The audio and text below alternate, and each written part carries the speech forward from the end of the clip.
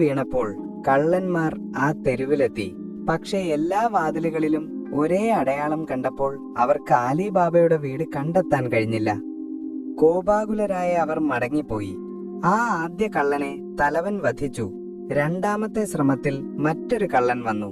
അയാൾ കൂടുതൽ സൂക്ഷ്മമായ ഒരു അടയാളം വെച്ചു. എന്നാൽ മോർജിയാന അതും കണ്ടെത്തി.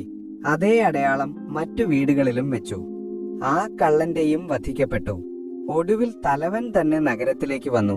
വേഷം മാറി അലിബാബയെ കണ്ടെത്തി തിരിച്ചറിഞ്ഞ് അയാളെ പിന്തുടർന്ന് വീട്ടിലെത്തി. പക്ഷേ അയാൾ വാതിലിൽ അടയാളമൊന്നും വെച്ചില്ല. മറിച്ച് മനസ്സിൽ ആ വീടിന്റെ സ്ഥാനം കുറിച്ചു വെച്ചു.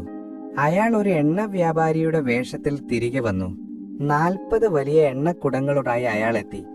എന്നാൽ ആ കുടങ്ങളിൽ ഒന്നിൽ മാത്രമേ എണ്ണയുണ്ടായിരുന്നുള്ളൂ.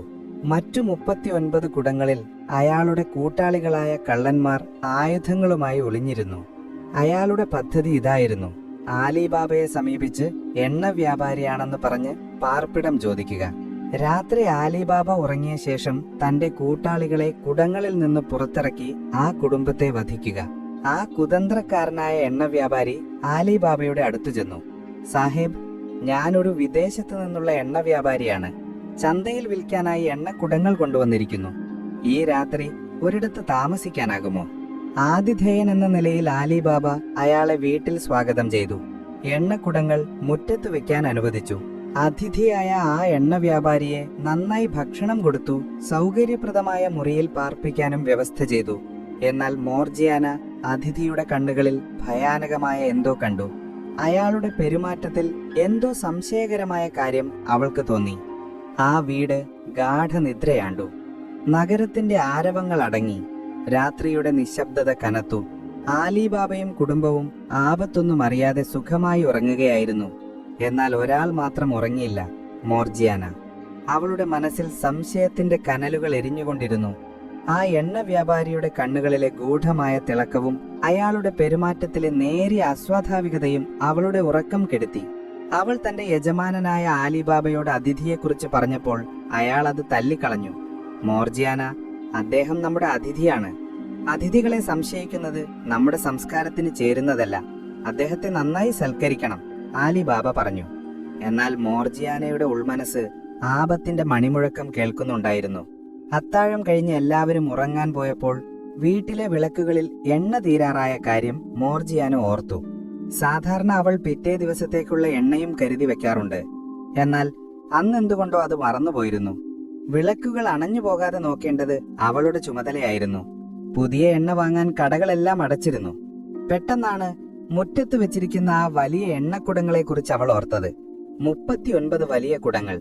അതിൽ നിന്നൊരല്പം എണ്ണയെടുത്താൽ ആ അതിഥി അറിയാൻ പോകുന്നില്ല. ഒരു ചെറിയ പാത്രവുമായി അവൾ ശബ്ദമുണ്ടാക്കാതെ അടുക്കള വാതിൽ തുറന്ന് മുറ്റത്തേക്കിറങ്ങി. നക്ഷത്രങ്ങളുടെ നേരിയ വെളിച്ചം മാത്രം. മുറ്റത്ത് നിരത്തിവെച്ച ഭീമാകാരമായ കുടങ്ങൾ ഇരുട്ടിൽ ഭയപ്പെടുത്തുന്ന രൂപങ്ങളെ പോലെ നിന്നു. അവൾ ആദ്യത്തെ കുടത്തിനടുത്തേക്ക് ചെന്നു. പാത്രം കുടത്തിലേക്ക് താഴ്ത്തുന്നതിന് മുൻപ് വെറുതെ അതിന്റെ അടപ്പിലൊന്ന് തട്ടി നോക്കി. പെട്ടെന്ന് ആ കുടത്തിനുള്ളിൽ നിന്ന് നേർത്ത പരുക്കൻ ഒരു ശബ്ദം പുറത്തേക്ക് വന്നു. നേരമായോ തലവ? മോർജിയാനയുടെ ശരീരത്തിലൂടെ ഒരു മിന്നൽ പിണർ പാഞ്ഞുപോയി. അവളുടെ കയ്യിലിരുന്ന പാത്രം താഴെ വീഴാതെ അവൾ മുറുകെ പിടിച്ചു. ഹൃദയം തൊണ്ടക്കുഴിയിൽ നിന്ന് പുറത്തു ചാടുമെന്ന് അവൾക്ക് തോന്നി. ഭയം കൊണ്ട് ശരീരം മരവിച്ചെങ്കിലും അവളുടെ മനസ്സ് അതിവേഗം പ്രവർത്തിച്ചു. അവൾ ഒരു നിമിഷം പോലും വൈകിയില്ല. കള്ളന്മാരുടെ തലവന്റെ ശബ്ദം അനുകരിച്ച് കഴിയുന്നത്ര പരുക്കൻ സ്വരത്തിൽ അവൾ മറുപടി പറഞ്ഞു: ഇല്ല, ഇനിയും നേരമായിട്ടില്ല. ഞാൻ സിഗ്നൽ തരുന്നതുവരെ അനങ്ങാതെ കിടക്കുക. ആദ്യത്തെ കുടത്തിൽ നിന്ന് കിട്ടിയ മറുപടി ഒരു യാദൃശ്ചികതയായിരുന്നില്ലെന്ന് അവൾക്ക് ഉറപ്പായിരുന്നു. അവൾ അടുത്ത കുടത്തിനടുത്തേക്ക് നീങ്ങി. അതിലും മെല്ലെ തട്ടി. ഉള്ളിൽ നിന്ന് അതേ ചോദ്യം ആവർത്തിച്ചു: നേരമായോ? മോർജിയാന അതേ മറുപടി നൽകി. മൂന്നാമത്തെ കുടം, നാലാമത്തേത്. അങ്ങനെ ഓരോ കുടത്തിനടുത്തും ചെന്ന് അവൾ തന്റെ ചോദ്യം ആവർത്തിച്ചു. 38 കുടങ്ങളിൽ നിന്നും ഒരേ മറുപടിയാണ് അവൾക്ക് കിട്ടിയത്. ആ ഭയാനകമായ സത്യം അവൾ തിരിച്ചറിഞ്ഞു. ആ കുടങ്ങളിൽ എണ്ണയല്ല, മറിച്ച് ആയുധധാരികളായ കള്ളന്മാരാണ്. തന്റെ യജമാനനെയും കുടുംബത്തെയും കൊന്നൊടുക്കാൻ തക്കം പാർത്തിരിക്കുന്ന 38 കൊലകളികൾ. അവസാനത്തെ കുടത്തിൽ തട്ടിയപ്പോൾ മാത്രം പ്രതികരണമൊന്നുമില്ലായിരുന്നു. അതിലാണ് യഥാർത്ഥത്തിൽ എണ്ണയുള്ളതെന്ന് അവൾ ഊഹിച്ചു. ഇനി എന്തു ചെയ്യും? അവൾ കുറക്കെ നിലവിളിച്ച് ആലിബാബയെ മറ്റുള്ളവരെയും ഉണർത്താമായിരുന്നു. പക്ഷെ അതുകൊണ്ട് എന്തു ഫലം? നിരായുധരായ കുറച്ചു പേർക്ക് ആയുധധാരികളായ 39 കള്ളന്മാരെ തലവനുൾപ്പെടെ എങ്ങനെ നേരിടാനാകും? അതൊരു രക്തച്ചൊരിച്ചിലിൽ അവസാനിക്കും. ആ കുടുംബത്തിലെ ഒരാളും ജീവനോടെ ബാക്കിയുണ്ടാവില്ല. ഈ ആപത്തിനെ നിശബ്ദമായി ആരും അറിയാതെ നേരിടണം. അതാണ് ഏക പോംവഴി. അവളുടെ മനസ്സിൽ ഭയത്തിനപ്പുറം ഒരുതരം നിശ്ചയദാർഢ്യം നിറഞ്ഞു. മോർജിയാന അവസാനത്തെ കുടം, എണ്ണ നിറച്ച ആ കുടം തുറന്നു. അതിൽ നിന്ന് വലിയൊരു പാത്രത്തിലേക്ക് എണ്ണ പകർന്നെടുത്തു. ആ പാത്രവുമായി അവൾ വീണ്ടും അടുക്കളയിലേക്ക് പോയി.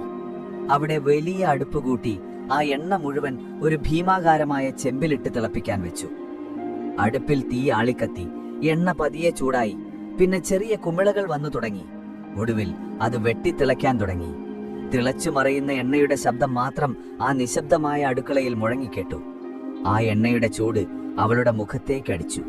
ആ നിമിഷം മോർജിയാനയുടെ മുഖത്തു ഭാവഭേദങ്ങളൊന്നും ഉണ്ടായിരുന്നില്ല. തന്റെ കുടുംബത്തെ രക്ഷിക്കാൻ ഏതറ്റം വരെയും പോകാൻ തയ്യാറായ ഒരു പെൺകുട്ടിയുടെ തണുത്തുറഞ്ഞ നിശ്ചയദാർഢ്യം മാത്രമേ അവിടെ ഉണ്ടായിരുന്നുള്ളൂ. എണ്ണ അതിന്റെ പരമാവധി ചൂടിലെത്തിയെന്ന് ഉറപ്പായപ്പോൾ അവൾ അതീവ ശ്രദ്ധയോടെ ആ വലിയ ചെമ്പ് അടുപ്പിൽ നിന്നിറക്കി. ശബ്ദമുണ്ടാക്കാതെ ആ തിളയ്ക്കുന്ന എണ്ണയുമായി അവൾ വീണ്ടും മുറ്റത്തേക്ക് നടന്നു. ഓരോ അടിയും അവൾ ശ്രദ്ധയോടെയാണ് വെച്ചത്. ഒരൊറ്റ തുള്ളി നിലത്ത് വീണ് ശബ്ദമുണ്ടാകരുത്. അവൾ ആദ്യത്തെ കുടത്തിനടുത്തേക്ക് ചെന്നു. അതിനുള്ളിലെ കള്ളൻ തലവന്റെ സിഗ്നലും കാത്ത് പുറത്തു വരാൻ തയ്യാറായിരിക്കുകയാണെന്ന് അവൾക്കറിയാമായിരുന്നു. മോർജിയാന കുടത്തിന്റെ അടപ്പ് ഒരു നേരിയ ശബ്ദം പോലുമില്ലാതെ മെല്ലെ തുറന്നു. എന്നിട്ട് ആ തിളച്ചു മറയുന്ന എണ്ണ മുഴുവൻ അതിനുള്ളിലേക്ക് ഒഴിച്ചു. ഒരു ഞെട്ടിക്കുന്ന എന്നാൽ പെട്ടെന്ന് അമർത്തപ്പെട്ട ഒരു നിലവിളി ആ കുടത്തിനുള്ളിൽ നിന്ന് ഉയർന്നു. ഒരു നിമിഷത്തെ പിടച്ചിലിന് ശേഷം എല്ലാം നിശബ്ദമായി. മോർജിയാന അടുത്ത കുടത്തിലേക്ക് നീങ്ങി. അതേ പ്രവൃത്തി ആവർത്തിച്ചു. അടപ്പ് തുറന്നു, തിളച്ച എണ്ണ ഒഴിച്ചു. വീണ്ടും ഒരു നേർത്ത ഞരക്കം, നിറഞ്ഞ നിശബ്ദത. അങ്ങനെ ഓരോ കുടത്തിനടുത്തും അവൾ തന്റെ നിശബ്ദമായ കൊലപാതക ദൗത്യം തുടർന്നു. 38 തവണ. മുറ്റമാകെ തിളച്ച എണ്ണയുടെയും കരിഞ്ഞ മാംസത്തിന്റെയും നേർത്ത ഗന്ധം പരന്നു. പക്ഷേ ആരും അതറിഞ്ഞില്ല. 38 കുടങ്ങളും ഇപ്പോൾ ജീവനറ്റ കള്ളന്മാരുടെ ശവപ്പെട്ടികളായി മാറി. ആരും കാണാതെ, ആരും അറിയാതെ ഒരൊറ്റയാൾ, ഒരു യുവതി ഒരു വലിയ സൈന്യത്തെ ഇല്ലാതാക്കിയിരുന്നു. എല്ലാം കഴിഞ്ഞപ്പോൾ മോർജിയാന ആ വലിയ ചെമ്പ് അടുക്കളയിൽ കൊണ്ടുപോയി വെച്ചു. താൻ ചെയ്ത പ്രവൃത്തിയുടെ യാതൊരു തെളിവും അവശേഷിപ്പിക്കാതെ അവൾ എല്ലാം വൃത്തിയാക്കി. എന്നിട്ട് ഒന്നും സംഭവിക്കാത്തതുപോലെ അവൾ അവളുടെ മുറിയിലേക്ക് പോയി വിളക്കണച്ചുറങ്ങാൻ കിടന്നു. എന്നാൽ അവൾ ഉറങ്ങിയില്ല. ഒരു വാതിലിന്റെ വിടവിലൂടെ മുറ്റത്തേക്ക് നോക്കിക്കിടന്നു. കള്ളന്മാരുടെ തലവൻ തന്റെ മുറിയിൽ നിന്ന് പുറത്തു വരുന്നത് കാത്ത്. അവൾക്കറിയാമായിരുന്നു ഈ കഥ ഇനിയും അവസാനിച്ചിട്ടില്ലെന്ന്. യഥാർത്ഥ ശത്രു ഇനിയും ജീവനോടെയുണ്ട്. അവന്റെ പ്രതികാരത്തിനായി അവൾ കാത്തിരുന്നു. എന്തായിരിക്കും ഇനി സംഭവിക്കുക? അടുത്ത എപ്പിസോഡിൽ കാണാം.